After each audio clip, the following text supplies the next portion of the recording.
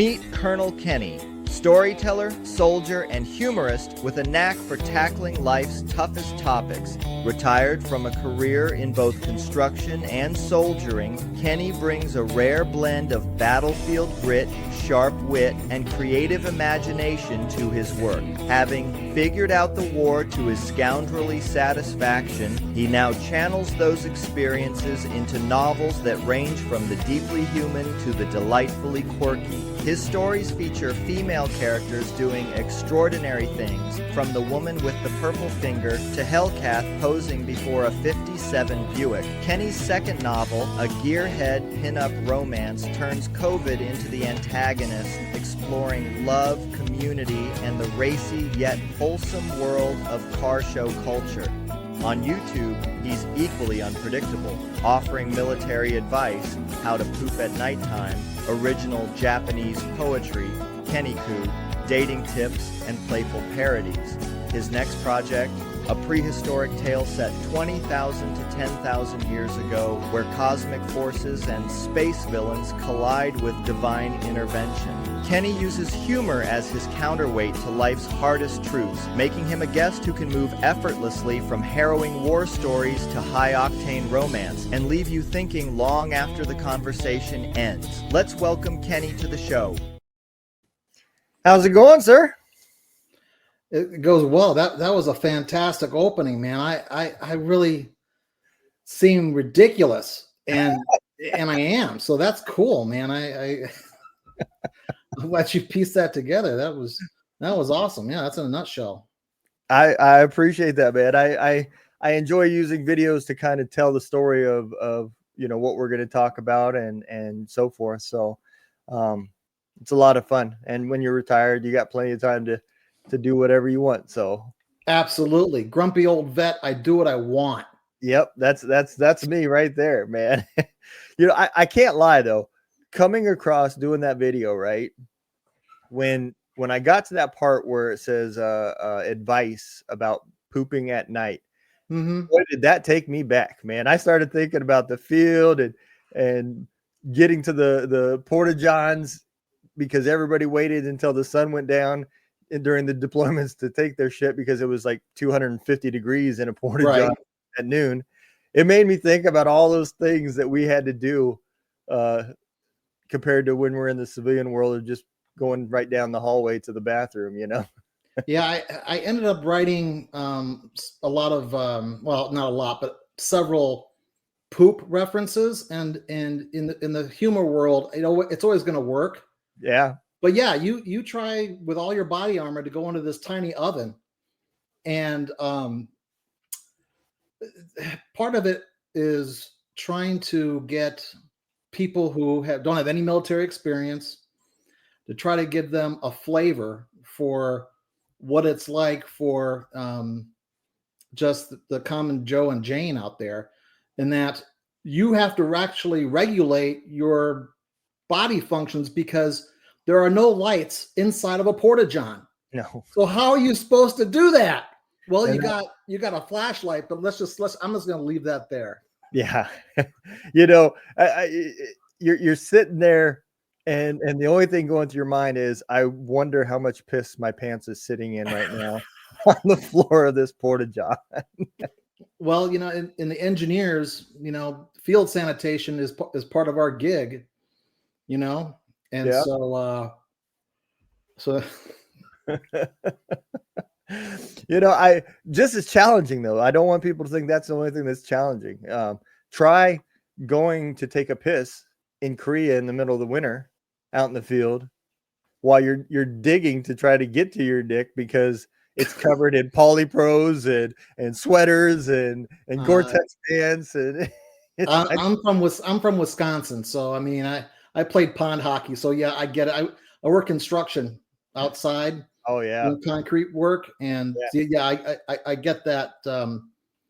But in the writing process, you get little things like that are funny and stuff like that. But then you get things that are very profound, that are common to everybody. The example I like to use is Chris Kyle.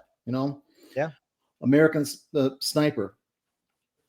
when he was home, he wanted to be over there. And when he was over there, he wanted to be home. Yeah. And you could be a fuel service tech, and you're going to have the same problems, man, because if things are not right at home, how are you going to do your job? Yeah. You know?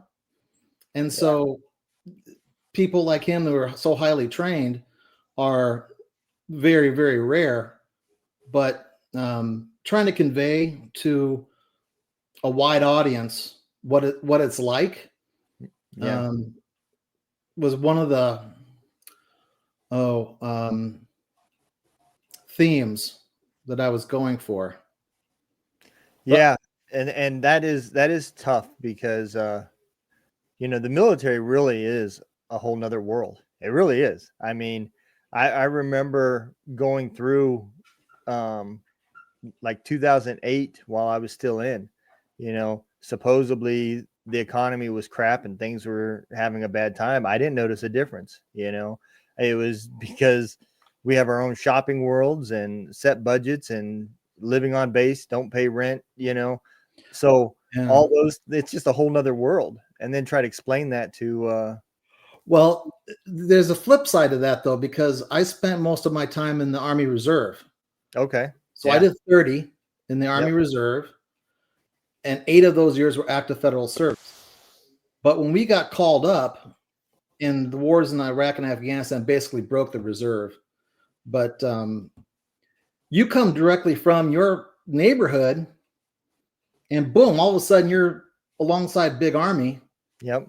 And you've got, I described it as having wicked skills and low impulse control. You know, Yeah. and the Army is so big, you got so many people. It's like a macrocosm. It's a reflection of society. And so there are scoundrels. I don't know if this is going to shock you, but there are scoundrels in the military because there's scoundrels in society, and we either get moral waivers or they just don't catch it, you know.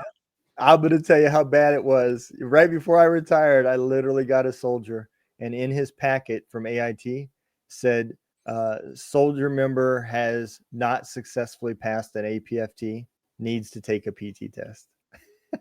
But they still moved him right on through AIT and sent him to us. Yeah, well, he's prime for a lot of abuse that way. Oh yeah, and he ended up getting chaptered, but you know, he's also the same guy that when the commander interviewed him and asked him why he came to the military, he said, "Call of Duty, sir." And the commander, not necessarily being in touch with the younger generation, said, "Well, I get that. You know, your parents probably served, or your grandparents, and you had that sense." And this kid had the dumbest look on his face, and he looked at me, and I said, "Sir, I think he's talking about the video game." He said, "Yeah, sir. I thought it was like the video game Call of Duty, but it's not. Can you chapter me?" The best line I ever heard as far as why someone joined the Army, a recruiter or an NCO told me this. I was overseas. He had come from recruiting command. He asked the kid that question, and he said, "Because I'm tired of being everybody else's bitch."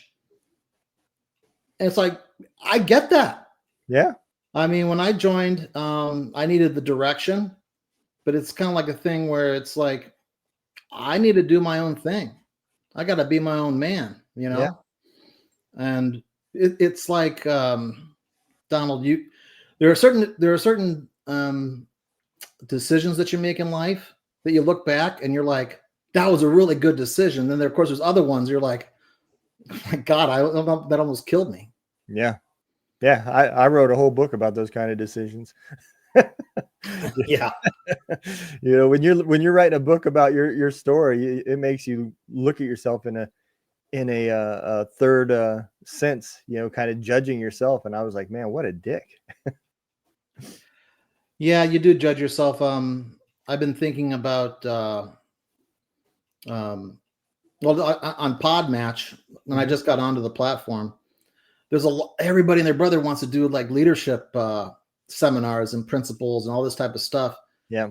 So I started, thinking about it and all like that, and I had to ask myself the question: "It's like, were you a good was I a good leader?" I'm like, I think so. It is Yeah. so incredibly hard. You usually learn what good leadership is by observing poor leadership.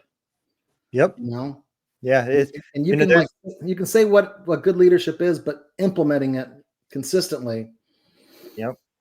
is really difficult. It's funny, right? There's this saying that I kind of found to be true. As a soldier, you will never remember the names of the guys that took care of you and were great NCOs. As you get older, those names will kind of forget. You'll remember what they did and the type of leader they were, but you'll have struggle with their names. But that shit leader that pissed you off every single day, you'll never forget his name.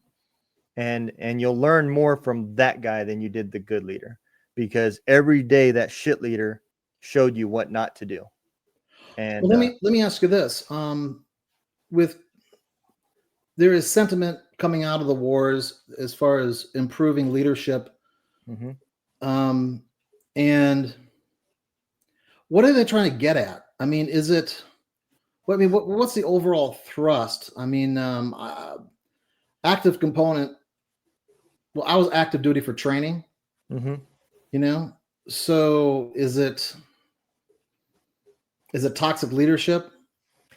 I don't think it's, I mean, maybe you can call it toxic, but I think what the real problem is you go back 20 years before 9/11, right? When there just wasn't a whole lot of deployments, and promotions just naturally took longer, especially on the enlisted side, because the point system was different. It was harder, and therefore your leadership had more life experiences to fall back on, to use as a leader, because it took them longer to become an NCO or make it through the ranks as an officer. After 9/11, because of all of the wards and combat and changing the educational promotion system for points, people were making E5, E6 in less than 4 years. And so now you've got a person that's going to make life critical decisions for his subordinates on tactics and things that they're doing with 4 years of experience in the military. Um, and I think over the years that just weighed on us. And now we have a group, now you think about it, those same guys that made E5, E6 in 4 years made E9 probably in 18, 19, which, me coming up through the ranks, that was just unheard of. Most of your sergeant majors was 22, 23 years in the service. And I just think a lot of that comes from young leadership and inexperience. To give you an example, I right before I retired, I watched, I was in an infantry unit there in 3rd ID, and I watched how these young NCOs was training their troops. And there was a lot of yelling and a lot of kind of hazing type things going on. And I ended up deciding to retire, so I didn't go on the deployment. And they put me in charge of rear D. And I told the guys that was working for me, hey, you need to bring your Class A's in. I need to see them. And one of the privates was like, oh, we're gonna start that stupid shit right now. I said, what is that? And he said, doing Class A inspections. I said, this ain't an inspection. I'm just making sure that your stuff looks good and it's correct, because you're going to be wearing them quite a bit. And they had 9 soldiers get killed. And it was, I credit all of it to just young leadership. Wow. They had never been to Afghanistan. That was the first time 3rd ID had ever gone to Afghanistan. And I knew that's where I spent most of my deployments, was Afghanistan. So I knew it was a different war than it was in Iraq. And yeah, it was brutal, man. We attended a lot of funerals. Did you also deploy to Iraq? Yeah, I've been to Bosnia, Iraq, and Afghanistan. Those are the 3 places. Where in Iraq? Mostly Mosul. I did Ew. go. Ew. Yeah. So I was in the special ops community during that time frame, and Mhm. we were an aviation unit, 160th, and So a lot of our operations came out of Mosul just because of the air base and the location. It gave us more of a reach to do missions. We did, like I said, we did move to Balad for a short period. I think I went there twice. And then the majority of the time we bounced back and forth between Kandahar and Bagram, back and forth, just depending on the time of the year and where the war had increased. Wintertime, you were fighting up north, and in the summertime, you were back down fighting in the Kandahar province. So those are the majority of the places that I was at. One thing I found when I was writing my novel is that most of the depictions of the war that have come out have been from the special operator community. You know, it's colonels writing about the Second Battle of Fallujah type of thing. Yep. You have lots of kinetic episodes, and it's incredibly dramatic, and it's incredibly poignant at all turns. So my hat's off to you guys. But I realized early in my career that I was not going to compete with other men on being tough. Jumping out of a perfectly good airplane did not make any sense to me whatsoever. I joined ROTC, and then I enlisted because all the squared away cadets were prior service. Okay. So I enlisted and went to Fort Knox, and I was a tanker. Didn't live the life, but I got the training, and that was really good military training. Yeah. But it's like, I don't know. Enough time has gone by, I think, that we can discuss the war with some perspective. But at the same time, veterans are still having gobs of problems.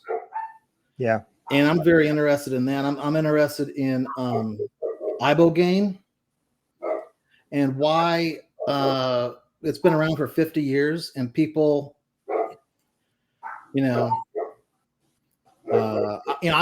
in East Tennessee, and they're against the devil's lettuce around here. You know what I'm saying? Yeah. Yep. So there's that. So I touched upon a lot of different themes, and I kind of understand. I almost have like a comprehensive understanding of the war in Iraq, but from the perspective of a goofball. It's like when I saw Stripes with Bill Murray as a kid. Yeah, I knew what I wanted to do with the rest of my life, and it kind of turned out. And I just did a lot of really goofy, weird shit when I got into theater in 2003. I have a chapter called Special Operators, Men in Black. I actually came into a compound in BIOP, but we had to quickly fortify it, blast proof it, put up HESCO bastions like three high and all this type of stuff. It was at the same time that they had captured Saddam. Okay. And I go into this compound, and everyone's in there is wearing black clothing, but whatever kind of black clothing that they want. And I'm like, ooh, spooky, don't talk to those guys. They actually know what the fuck they're doing. And and another funny thing that happened early on is that I had a soldier who stole a Cadillac from the PX. It was running, and so he drove it back to our life support area. This is all in Baghdad International Airport. And my platoon sergeant's like, "What the hell you do?" He just pulls it up into the motor pool, and they open up the trunk, and there's all kinds of weapons in there. He's like, "You dumbass! You just stole from the special forces guys." And he's like, "Where were you?" He said, "Oh, it was at the PX." So they drove back, and they just said, "Hey, youthful indiscretion, we're sorry." Yeah. Like, okay. And so, is it true that there are some scoundrels in the special operator community? Yeah. Some? There, yeah, definitely. I mean, they're everywhere. But I've heard stories from some of these guys, and it will give you a peek into what the human people are able to do. Um, the funniest story I still laugh, and obviously this was just a conversation between me and another person. I didn't even know their name. I knew they were in the Navy and they were a SEAL. I just didn't know anything about them, where they were from, none of that type of stuff. But we were talking, and he was mad as hell, man, just pissed. And I said, what happened? He said, well, we grabbed the guy and we brought him back to the aircraft, and we shined a light on his face and we realized it was the wrong guy. And by this time he's tied up and everything. I said, so what'd you do? Just let him go? He said, no.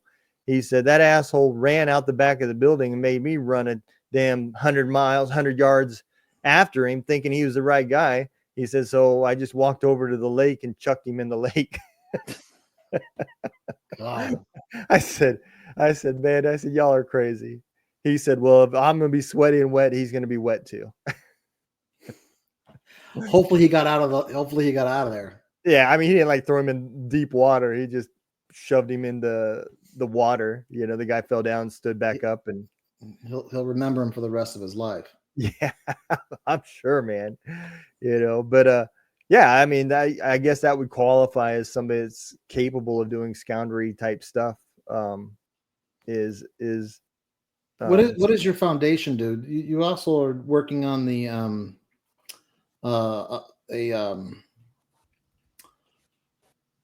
what would it be called? You talking about Veteran Voice Radio? Yeah. So my nonprofit it helps veterans that are transitioning from the military to the music industry. So making the long story short, during podcasting, I just discovered that veterans were having a hard time that us podcasters have. And for me, podcasting had became therapy. It got me talking about stories that I had kept buried, and it made me start feeling better. So I didn't give a shit if one person watched my show or 100,000 watched it. It was a selfish act, to be honest. It was me using it as therapy, and the show just grew, and I started getting these artists on my show, and I discovered it's the same problem but with different consequences. This was these guys trying to pursue their dreams before the military, and now if they're not on a stage, they're not getting a buck.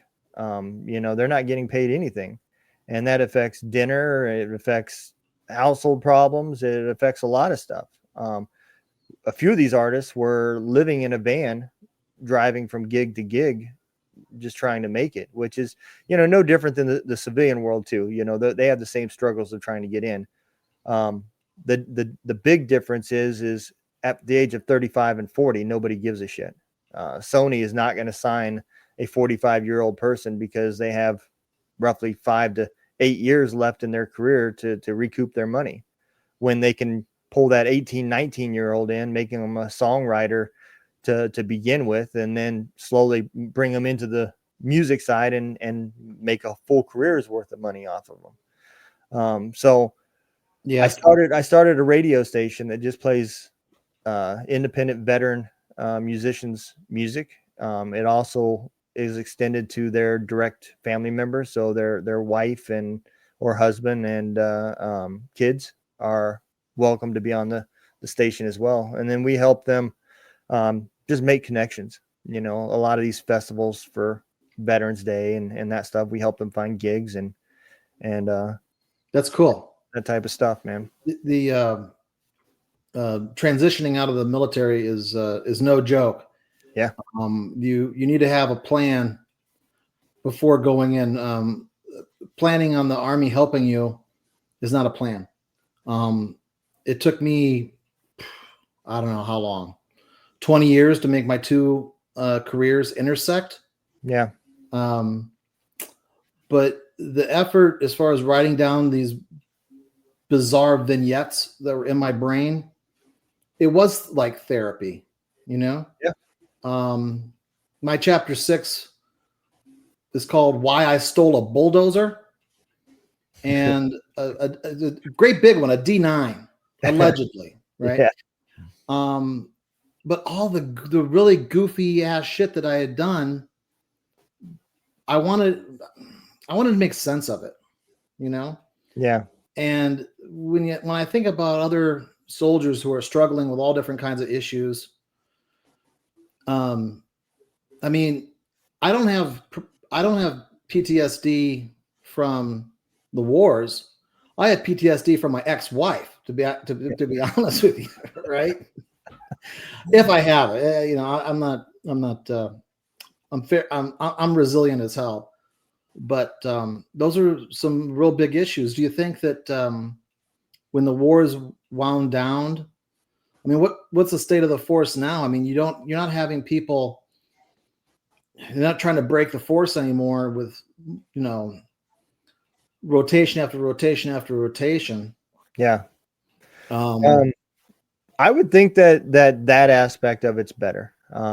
Now, there's an old saying about how hard men create good times create soft men create hard times create real men.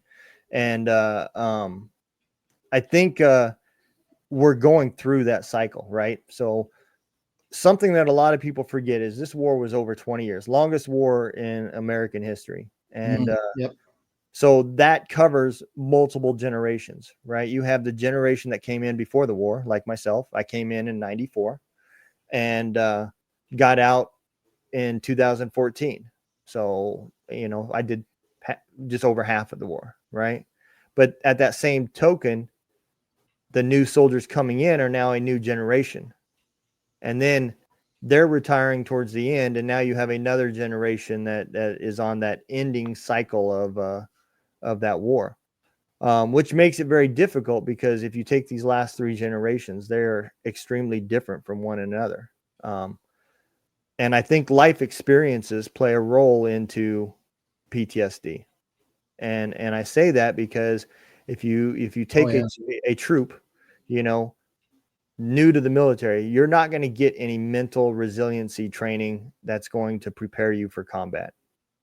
And that's unfortunate because I think if we were treating us like top tier athletes, you know, and not only preparing us physically for our profession, but preparing us mentally for that profession, I don't think the damage would be done as bad, right? You would learn some coping techniques that would help you while you're over there, and then make it easier to help treat some of the PTSD that you're obviously going to have. There's no way around it. And when you come back, but we don't do that. We teach you that the one tool we're going to put in your toolbox to deal with this stuff is anger. Anger will accomplish anything, and that will keep you alive while you're over there. But when you get out, it doesn't help you at all. It makes things a little bit worse. Um, so I think those aspects is where it becomes challenging because you have the same VA system that is trying to be the jack of all trades and master of none. And if they would just take the VA and turn them into a network, right? You go to the VA, they see what problems that you have, and they send you to those departments that specialize in those areas that are completely separated from the VA. If they did it that way, this problem would be solved a lot faster. Um, but when you have the same people that's seeing every person that walks in the door, signing them up and treating them, you quickly become overwhelmed with the budget that you're given. And you're going to do everything half-ass. And that's why the psychology part of their training is cookie cutter. We're going to start you out on this cocktail. If that don't work, we move to this cocktail. And they have a list of what drugs are okay, what brands are okay through the VA system, where they get their biggest returns for using. Those types of things do happen behind the scenes. There is a business side of the VA, even though they're not out to make a profit, but they do have a business side. And the psychologists in there are tied. They don't have to be the greatest because they're given a book of saying these are the cocktails that we're going to prescribe, and these are your okay treatment methods.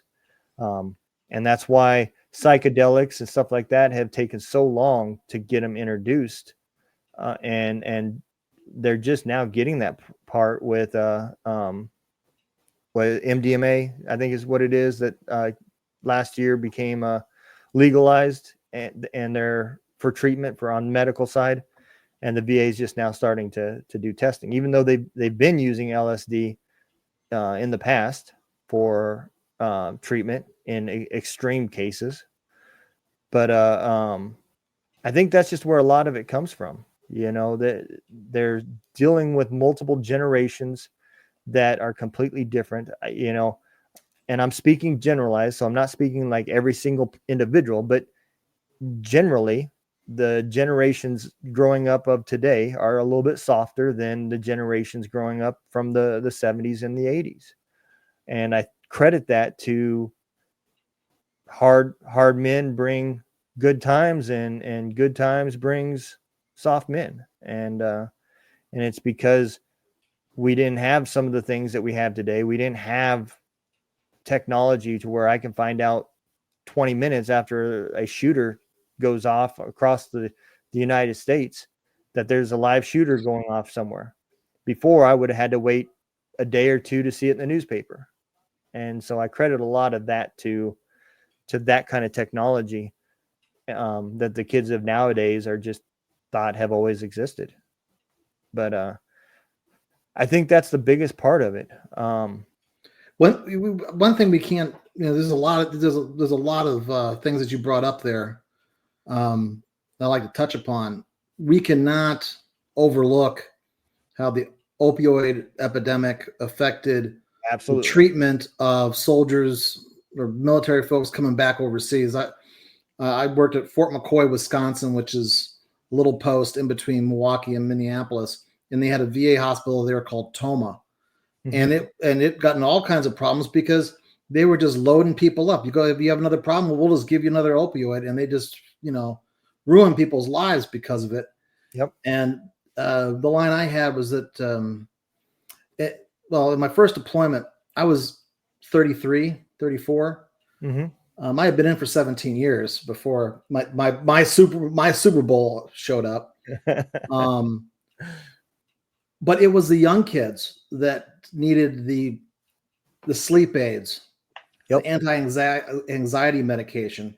It was usually the people, and I'm for like a headquarters company of 150 people, you might have 30% that are on happy drugs. And it's like, and I asked the doc about this. He said, usually the older folks are okay because you have some experience. Yeah. And you can certainly come into the military with PTSD. Absolutely. And that's just going to expound upon things. Well, you talk about athletes, and how you prepare them and whatnot. I describe being in the military is like kind of like being in the NFL. Yeah. Everything is great until you get hurt. As soon as you get hurt, everything changes. And you can be taken away from the team and all that type of stuff. Having worked construction, it's like, oh, if I get hurt, is the company going to take care of me? Am I going to get workman's comp or whatnot? You try to, grind your way through it, pretend like it's not happening. Yeah. So yeah, it would be good to try to really get your fingertips on some of these issues, that we actually learn something that came out of the wars.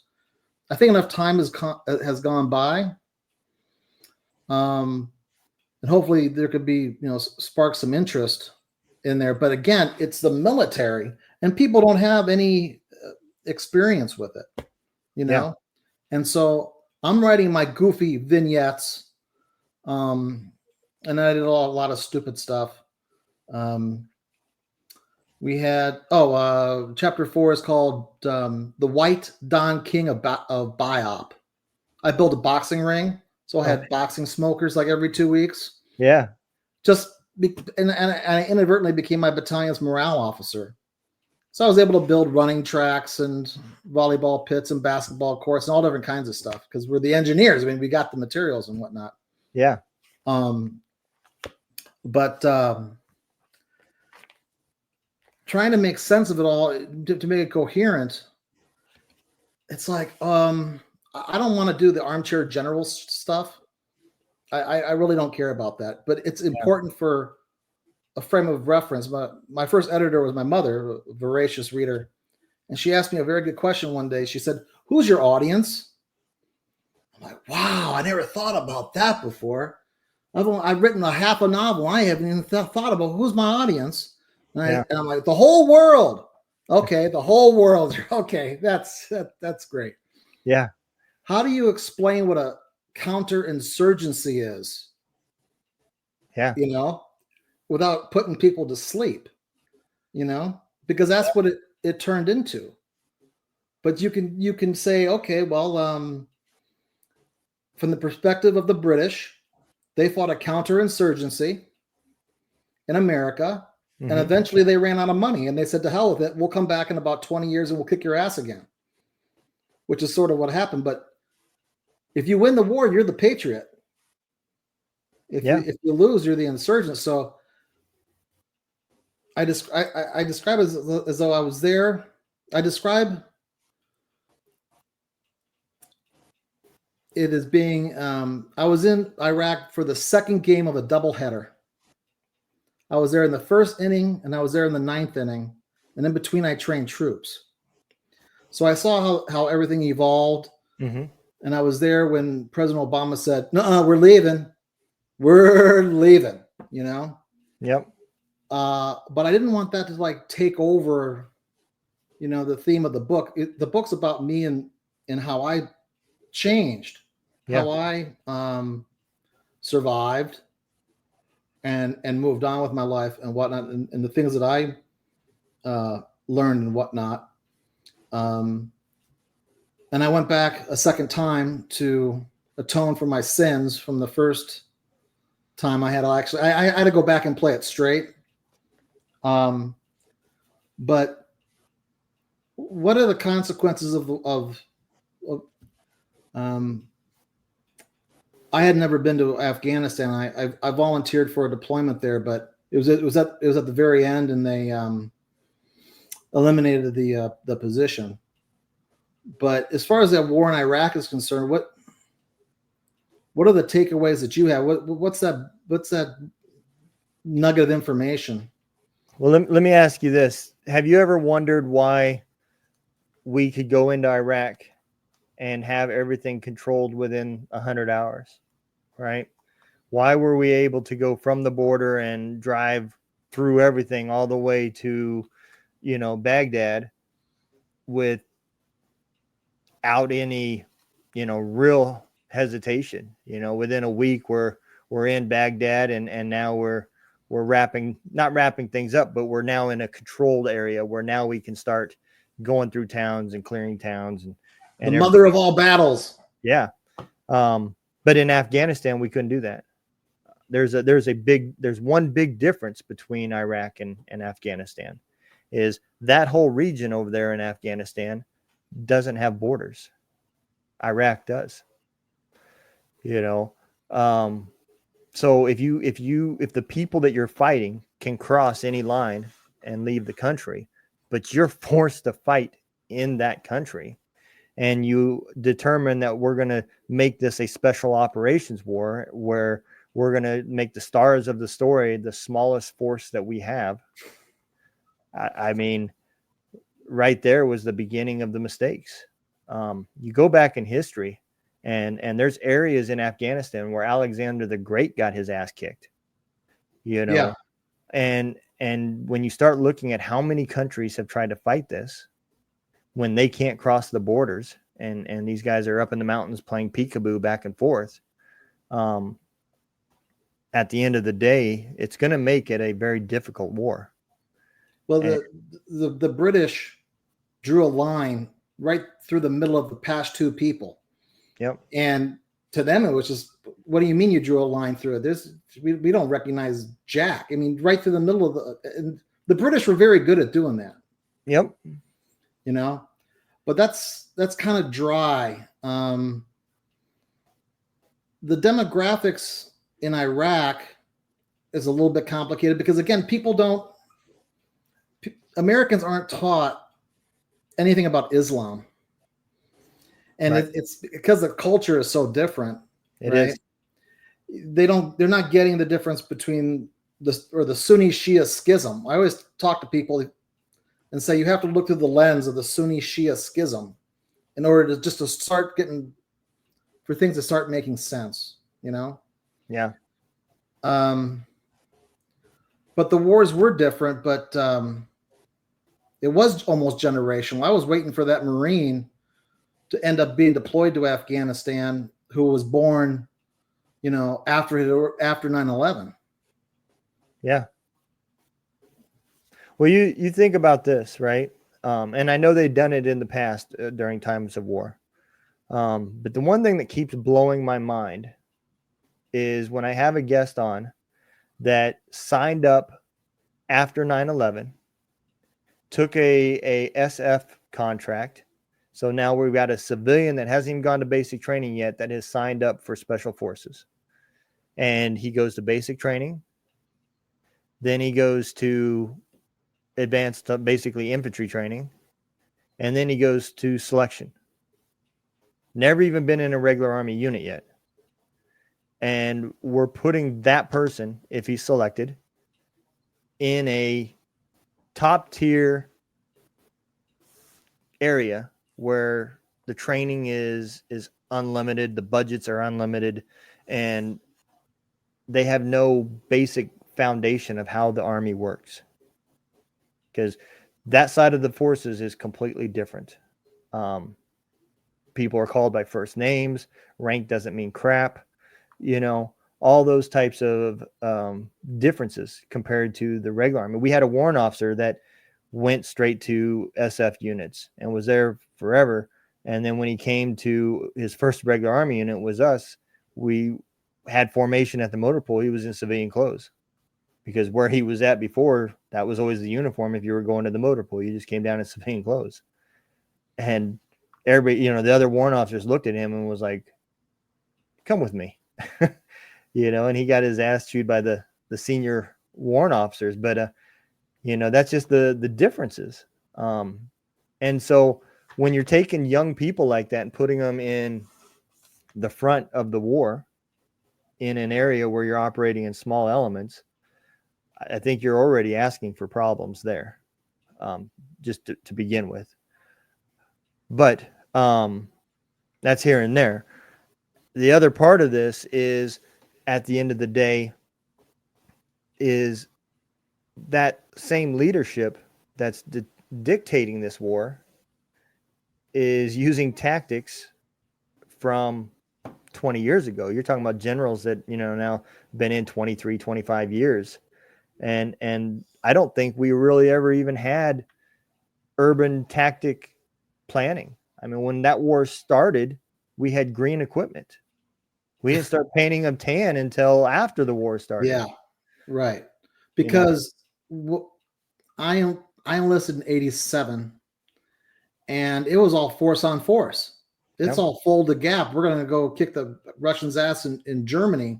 Yeah. And a counterinsurgency is wildly complex, and no one had been trained on it. Lord knows what the next one's going to look like. Either Korea blows up or Taiwan, or Lord knows. But that is really scary that a kid can on day one actually be earmarked to go SF. I've that's crazy. I've had a total of three guests that came in under that contract, did 20 years in the military, retired before the original war that they started fighting on day one had ended. So they spent their whole career fighting the same war in a special operations environment, and Well, it's just mind blowing. the Army is going to use you where they want you. Yep. What that combatant commander needs, what are the needs, or what billets do they have to fill? Yeah. And I wish I could say to any person who is joining up, the time to start thinking about your transition out is now. It's like, what job do you want? Yeah. I was branched infantry, and I never went to infantry basic. I went to engineer basic because I found an engineer battalion that would send me. I didn't know you could do that. Well, I saw the light. I'm not real big into suffering. So Yeah. but yeah, that is amazing. I mean, how you actually, I mean, if you said, I want to go into law enforcement once I go out, great, be an MP Yep. or medical or JAG. There's a lot of overlap, but unfortunately for the guys who are running and gunning, Yeah. it's, I don't know what transferable skills that there are, except for the fact that you're going to be there every single day. You'll never be late. I mean, you contract somewhere. I mean, what is the career path for a SEAL? You do your time, you get out, you start a coffee company, then you decide and you write a book, and then after you write a book, you start a nonprofit. And if you follow the average SEAL, that's the career path. They get out, they open some sort of small mom and pop type business, and then they write a book, and then they become a keynote speaker or something. But you don't never see somebody getting out as a SEAL and starting another career unless it's in a government agency or private contracting, because they only have one skill set. Yeah, go work for the VA, get a VA job. Yeah, I mean that is possible as well. There's a financial issue with that part. You're not going to make very good money, but I think at the end of the day, sometimes, and this is what I've learned, when I got out, I started a business as well. I started a trucking company, and I did that for 6 years and made great money. And growing up, when I realized the days of Steve Largent in the NFL are over with, and you have to actually be fast, I kind of seen my hopes as the next great NFL player gone. So I had to look at other options, and the only other thing I was really interested in was cars. So I did what, like you said, I came in the military as a mechanic. When I got out, it was a bad time. I picked a great place to retire, a shitty place to find a job. And so I created a trucking company and spent 6 years just being miserable. I made great money, but I just was not happy. I didn't know what PTSD was. I didn't know why I was looking for a job that would keep me isolated and not be around a bunch of people. These are just all things that I learned later down the road, after getting some help. Let me interrupt you before. I want to ask you a question. I was talking to someone recently whose father had been in Vietnam, but typically he didn't talk about what he had done. Mm-hmm. And he had his some citations, and he had been wounded. He knew what. So I'm like, well, the date, the unit, you can figure out where they were and what they were doing, right? Yeah. Type of thing. And one of the first things we did in 2003 is that we built an internet cafe. Okay. And what I'm getting at is that it was supposed to be a big improve as far as being able to communicate back home is concerned. Instead of, you had snail mail, but and that Sigo probably got the Bronze Star for doing this, but you could actually email home, and we had sat phones and things like that too. But the curious thing is that did it help or did it hurt? In other words, as far as the communication process is concerned, do you not tell your family about what you're going through and whatnot because you don't want them to you don't want to relive it, or you don't want to put pressure on them, you don't want to upset them, but at the same time, that therefore you're now alienating yourself, right? Yep. Which is dangerous. But then on the flip side, oh well, I can email home from Afghanistan a few times a week. Do you think that the improved communications helped? No, not really. And I'm gonna tell Why? you, Because the big reason was, look, with any type of situation, if you want to stay safe while you're over there, you have to be present. That means while you're out there on mission, you can't be thinking about what your family is going to be doing in the future or dealing with the bills that are mounting up in the past, right? You take 30% of your mind focusing on something that's happening in the future for your family, maybe money for college for the kids. And then you got 30% of your mind worrying about the bills that are stacking up from something that happened at home, all because you've been communicating back and forth rapidly with your family and this is happening in live time.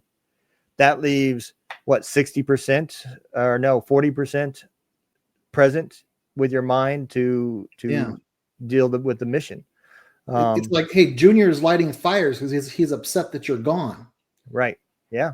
Uh, so I mean, it is what it is. I mean, you have a generation now that are sitting there on their blasted phones, Yep. and lack of eye contact, difficulty with their verbal communications and that type of thing. That's a perception. Yeah. It just kind of, if a lack of communication was an issue previously, and certainly would still be, then how do you break that? In other words, okay, so we had email. You're at war. Yep. You had email. What's the problem? You had satellite phone. You could call home once a week. Yeah. But let But me ask you I this. suspected that it didn't. It helped and it hurt. It helped the the want side of your mind. Obviously you want to be with your family, you obviously want to talk to your family, and you obviously want to be up to date on what's going on in your household. Those are all wants, right? But not always is a want necessarily healthy. And you create two problems here. You create problem one being, I get my wife used to a routine. I call twice a week, once a week on a set date. That way we don't have to worry about her not being there. She knows at 2:00 her time on Sundays, I call, right? So she makes sure that she's paying attention to the phone. But then the power goes down. No big deal, right? Nothing major is going on. We just lost power at the camp, and now there is no internet. There is no phone lines. And that 2:00 comes and the phone call doesn't happen. Well, now the other person's watching the news wondering what happened. And that's why, Donald, I believe that families deploy too. They do. Because they are in a they're looking at media and pictures of Humvees being blown up by an IED, and they're thinking, holy crap, that's what my mom, my dad, my spouse, that's them right now, because they're in a vacuum, Yep. And I don't know how the Army would improve that. I mean, there's family support groups that, I don't know how much it actually, it's something. It's the quality of that family support group is only as good as the people that are running it. If it's a place that the wives are very close, then good things can come from it. I've also seen ones where it's just a click and it's more like a sorority club, and you don't, if you're not in, you don't get the information, Um, a point of clarification. When I was in Iraq the first time, Mhm.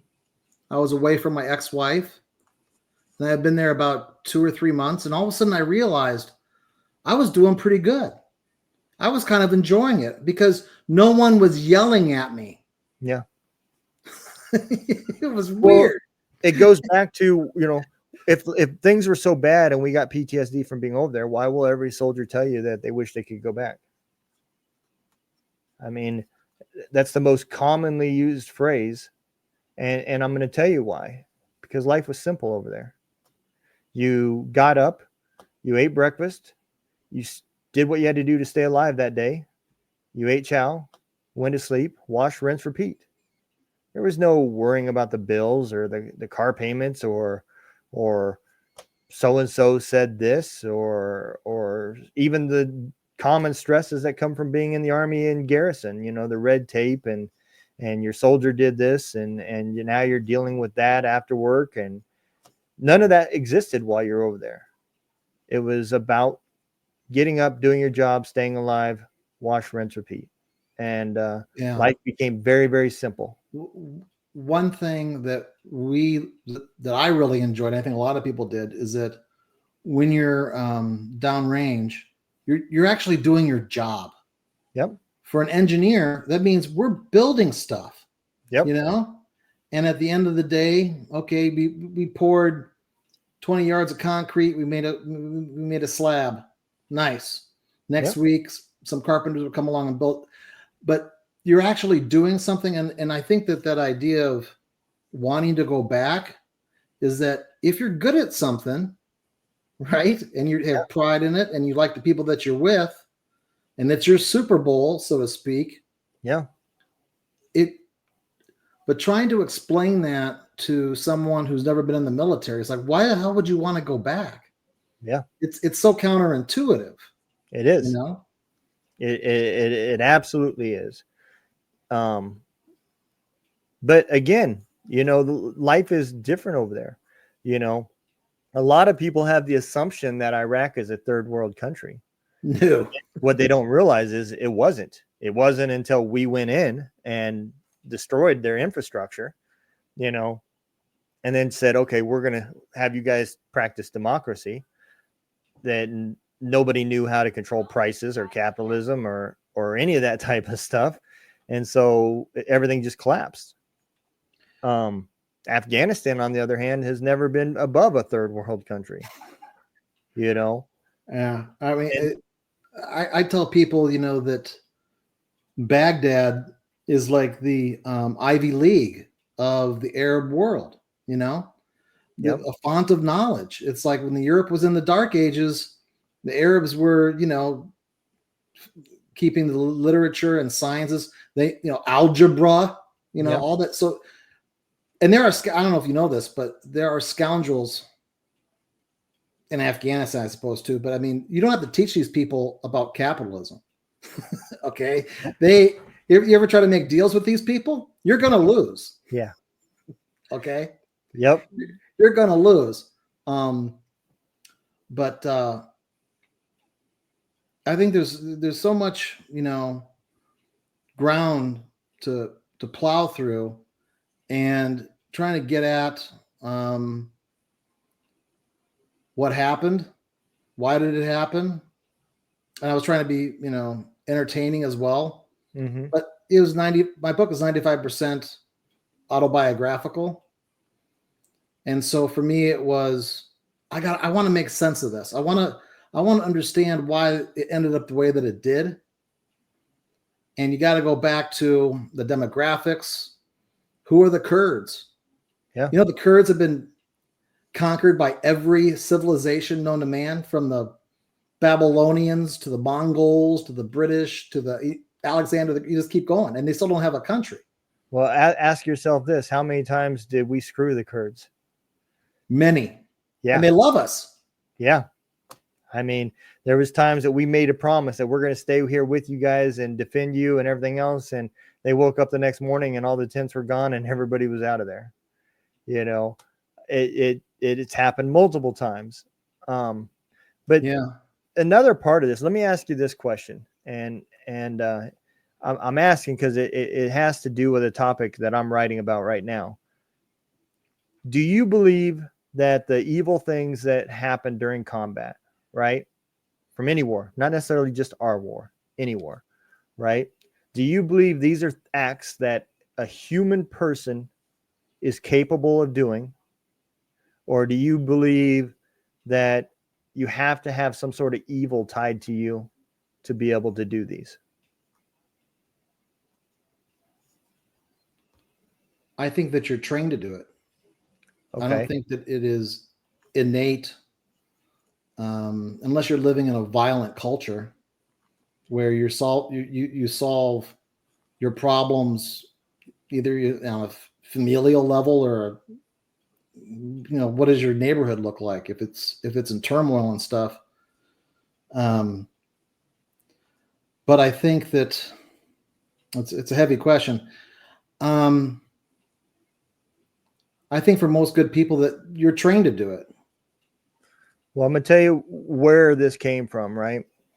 So I was at a gate inside the fob waiting for a civilian contractor that was supposed to be coming that day to help us fix one of the local national vehicles that we had overtaken and was trying to use. And while I was at the gate, there was a huge explosion, right?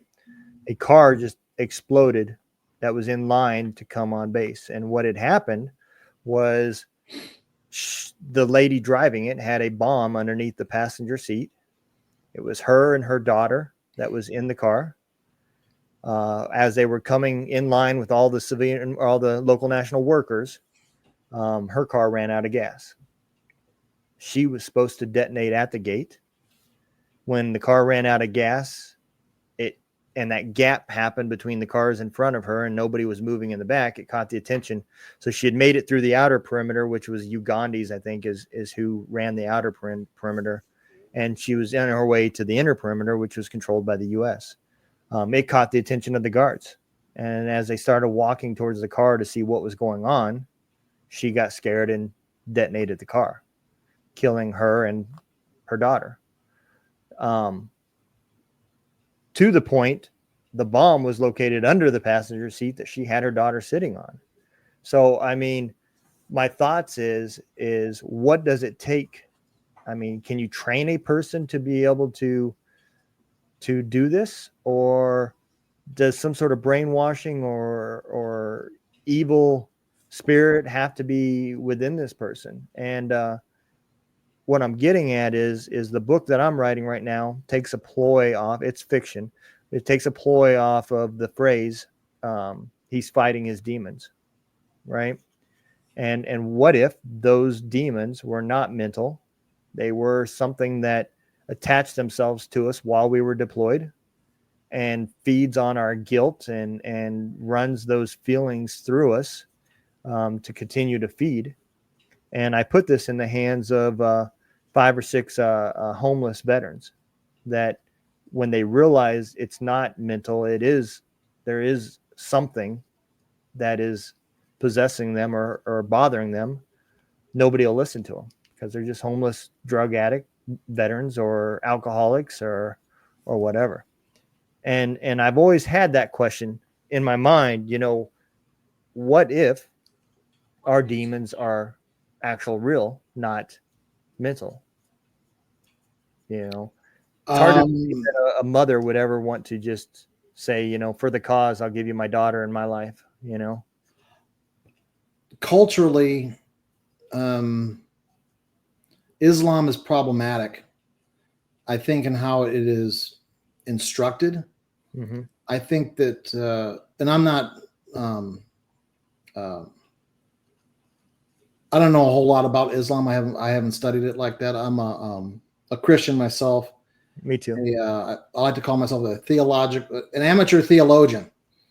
And I think that if you just keep just drumming it into people's heads that the other must be extinguished. And you just keep doing that, and you just repeat it ad nauseum for someone's whole entire life. It can become a fundamental truth. It's like telling a child, mommy is no good. I'm your best friend.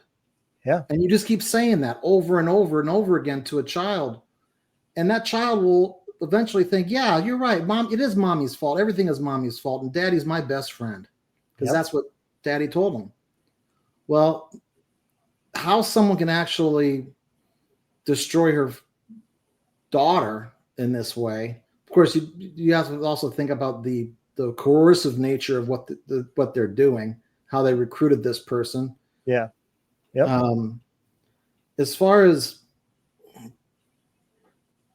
you talk about the demons that it can be something of a euphemism. Yep. Eating somebody away, it's possible. It can happen. Is there a demon behind every bush? No. Right. But if you fill your head with garbage and you allow, in fact, in one of the last lines of my book, I touched upon this. It's like, how can you get people recruited from the United States to come join the jihad, right? Mm-hmm. Where we're going to treat you like shit. We're going to strap a bomb on you, and we don't care if you suffer, you die, or whatever. Yep. Because you'll be rewarded, whatever.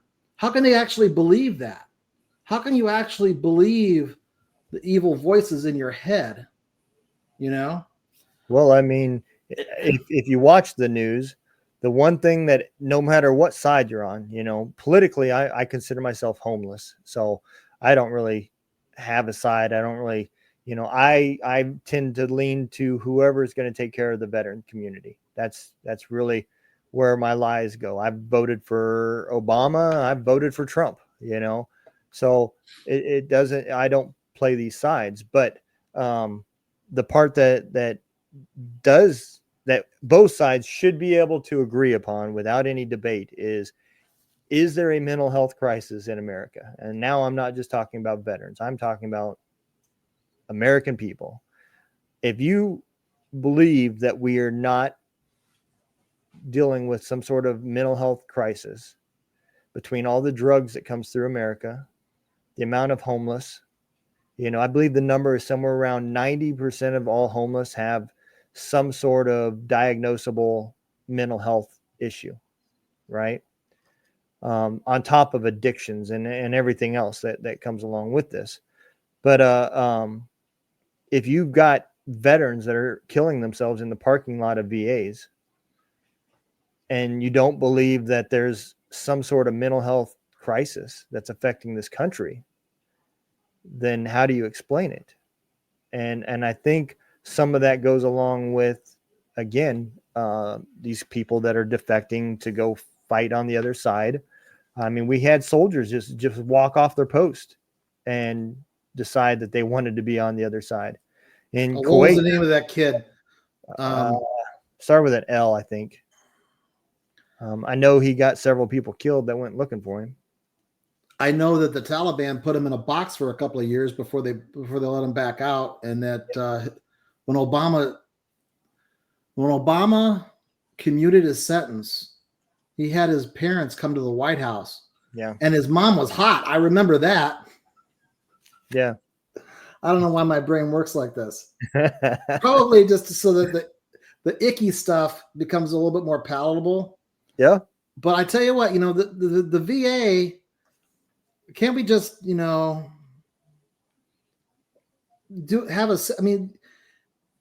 it was created, there were no hospitals being built except for like religious orders. Yeah. And so they built all these facilities because there was nothing else to go to. So now you have all this infrastructure and you have to go through all that rigmarole. Yep. And the proof's in the pudding. If the, yeah. if they should be able to go out on the economy and get their therapy that way. So, believe it or not, actually, as of last year, 2024, they changed the policy to where if you are having a mental health crisis, um, you can go to any hospital. It does not matter what hospital. Okay. Yep. Um, Now, there is time limits on it. You do not have to be enrolled in the VA. You just have to be a veteran. You can get up to, I want to say it's 90 days in treatment and 6 months out of treatment. That's a lot. Yeah. And it'll be paid for by the VA. So they did make that available because, people believe that people weren't going to the VA because they feel it didn't work and the red tape. If you think, imagine if you're going to a VA and you live in New York City, how many people are walking? You're pissed off by the time you got to the front door because you can't even find a place to park, and then you get in the front door and you're just ballistic. I always told my troops, man, every morning you have to start your day as motivated as you can. So by the end of the day, you're just pissed off, not suicidal. And, because everybody you meet after you get up is going to piss you off. And if you live your life that way, then great. But if you're going through things and life has already beat you down, those little things become big things. And yeah, I guess the takeaway is how if you could wave your magic wand and make systems better for that next generation that's going to have their war. I mean, I was afraid that my war, if it ever happened, because like I said, I was in for 17 years before 9/11 happened. mm-hmm. I was like, God, is Vietnam is going to be my war? I mean, that kind of terrified me. Yeah. Politicians gambling with people's lives, that type of thing. So if there were like big, salient takeaways for that next generation, yeah, I really want to see the research into ibogaine. I want to see if that's effective. Because they say that they take a heroin addict and has been using for their whole life, and with 2 administrations of the drug in a therapeutic session, and the desire just vaporizes, it goes away. Yep. And then they found that PTSD is the same thing. And it's like, why aren't we jumping on? I think Governor Rick Perry from Texas has now made it his personal mission in life to push this thing along. I don't know about the other drugs, ayahuasca or whatever. Yep. Yeah. I mean, mushrooms, ayahuasca. I've had guests come on that talk about the power of ayahuasca. I have never done the research on that personally, so I can't speak about it educatedly. I have listened to so many reputable veterans that have shows, Sean Ryan, and people like that do talk highly of psychedelics. One thing that Sean Ryan said was real similar to what you just said. After his first journey, his treatment, whatever you want to call it, right? When he walked away from there, it wasn't like the drug made him quit drinking. He just no longer had the desire to drink. And he quit drinking alcohol. He quit drinking caffeine. A couple episodes later, he's back to being very religious. So again, I don't know, is this just putting thoughts in your mind and you're adapting good things?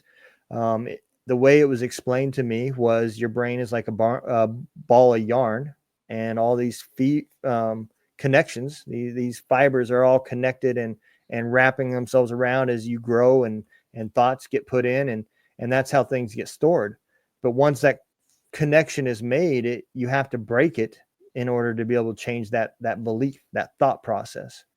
And that's the one thing that psychedelics does, is it helps rewire your brain with different thoughts or different beliefs. And again, I've never done it, so I can't speak on personal experience. I can just say what, other people that I have found to be very reputable have said. And Well, I'm from Milwaukee, and if you start talking about that you're going to stop drinking beer, that's crazy talk. yeah. Right? What do you mean? I'm not going to what? But we understand even in Milwaukee that it has some negative connotations too. But man, I hope we get there for the next generation. I do too. I'll end with this. Think about this. If you were an investor and you were going to invest money in something that was going to fix this, right? Would you choose two programs that have already proven to have failed, or at least not lived up to a good reputation? Or would you look for an alternative option?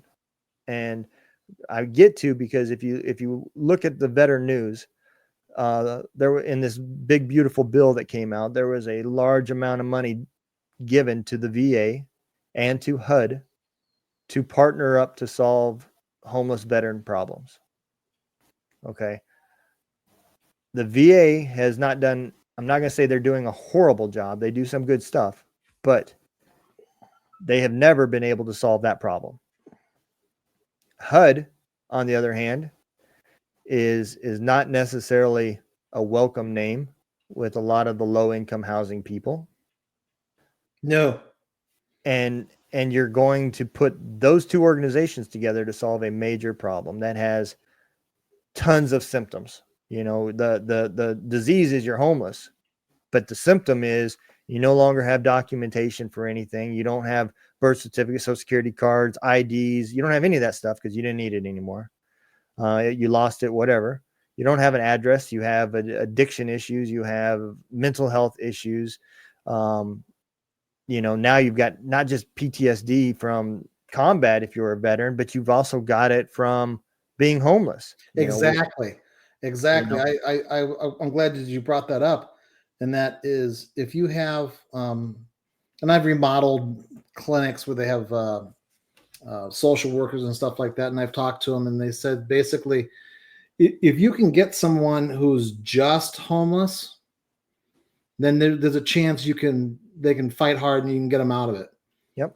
But if they're chronically homeless, meaning like a year, if they weren't already suffering from some sort of depression or what have you, they got it now because it rewires their way of thinking. Because now they're just thinking about, okay, I gotta take a shit. Where am I gonna go? Behind the dumpster. I need in their whole yeah exactly, not a porta john, but their whole mindset changes, right? And their trust changes. They don't trust anybody. The person walking down the street, the preacher trying to help them, nobody. And it's because they have to have that guard to stay alive on some of these streets that they're living on. And I think at the end of the day, there's a ton of mom and pop nonprofits that have proven to be successful without the use of medication or drugs of any sort. There's tons of hunting nonprofits that take veteran and introduce faith and hunting and peace and stuff like that. With the right program that's structured, where there's lessons taught, there's instructions to follow, there's steps to this. You're you're just not handed a gun and told to go sit in that deer stand for 8 hours by yourself. It's a whole process. I've seen people that do outdoor adventures, rock climbing, snowmobile riding, whatever. right? And then at the end of the day, the whole family's brought in and they have conversation and discussion and talk and prayer and those types of things. Can you imagine if that large amount of money was given to an organization that is working on fighting homelessness? You look at Purple Heart Homes, they now got licensed to be a tiny home builder, and they're building as many homes as they can and donating them to homeless shelters for strictly homeless veterans. That is great, but you still got to solve why was he homeless to begin with, and that takes money, takes research, it takes time. And if the VA is trying to fix everything else, that your back aches, your neck aches, your butt aches, and you want them to also solve homelessness in their spare time, well, there's only so many hours and they still can only hire so many people. And there's only so much red tape that a person can take. And so I think if the government would look at some of these mom and pop programs that are boots on the ground and dealing with face-to-face people because they can relate to them. Most of your nonprofits are veteran ran or family members, Gold Star family members that had tragedy from it, so they can relate to the situation. I think that money would go a lot further, and I think we'd be having a different conversation 5 years from now. Does it worry you that people might say, "Oh, well, the wars are over. We don't have to worry about this anymore"? I do. And I'm even more worried about what is going to be taught in the history books about the longest war in America's history 30 years from now. Are we going to tear down statues and change what really happened? Are we just going to become a country that was trying to take over land or fight for oil or whatever, or were we really fighting terrorists? I don't know what's going to be taught 30 years from now. I never thought Fort Bragg name would be changed to Fort Liberty, So I don't know what's going to happen in 30 years. But what I do know is part of my mission is to get veterans to document their stories. And that's where this podcast is at. It's about them having an opportunity to talk about their views, their points. I don't coach it. I don't, necessarily agree with every statement, but it's not my story. It's their story. And 30 years from now, if somebody really wants to know how somebody felt about it, whatever's on the internet will never leave.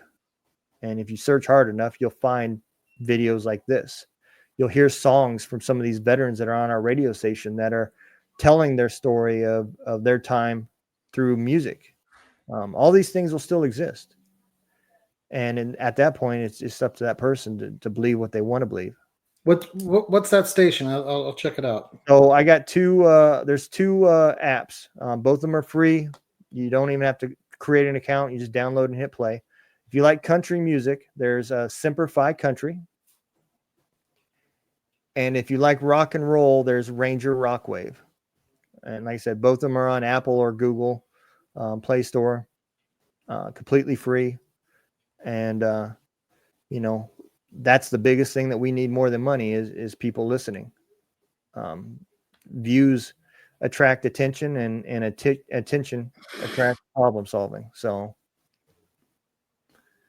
that's the biggest things. But that's where my part of this comes from. I'm not musically talented. I got kicked out of band, as a matter of fact. But I do believe seriously in the power of therapy through podcasting and through singing and storytelling and all of those things. And I believe that it is important, if we don't want people to believe something, then we better tell our side now, because in 30 years, I'm not going to be around to tell my side. So that's a great point. Yep. Well, kudos to you, sir, for the work that you're doing. It's great. Well, You too, man. With your YouTube channel and your books and everything, you're doing God's work as well. Fiction or not fiction, it doesn't matter, in my opinion. There's still storytelling and your goal is to try to get people that don't understand, they only know what the news tells them, to understand the truth. And you've got a tough mission. It is hard to do. So I appreciate you coming on, man, and being a part. We'll have to do this again sometime. Yeah. So make sure if you want, take a quick minute and you can tell everybody where they can find you and where they can get your books and all that good stuff, and then we'll throw the exit video out. Sure. You can go to kennydupar.com. That's my website. And same thing as far as my YouTube channel is concerned. I've written 2 books, Scoundrels in Iraq and Engineer's Adventures, found on Amazon. And I also have the audio book, if you like that. And my second novel, Pinup Dolls and Classic Cars, A COVID Love Story, is also available on Amazon. And I also did the audio book for that. So if you check out my YouTube channel and check out my Kenny-kus, Japanese haiku, cultural appropriation. There's one that's sort of like a tribute to Ozzy. I'm going to try to find that. I am a ridiculous person. Absolutely, man. I appreciate y'all. I hope all y'all go check out his pages. Make sure you click the links in the bottom. I'll have all of them down there for you guys so that you have no excuse on spelling or anything. You just click and enjoy. I'll take you to his YouTube channel. It'll take you to where you can find his books and everything else. So I appreciate all y'all listening. Remember, don't let the day kick your ass. Kick the day's ass.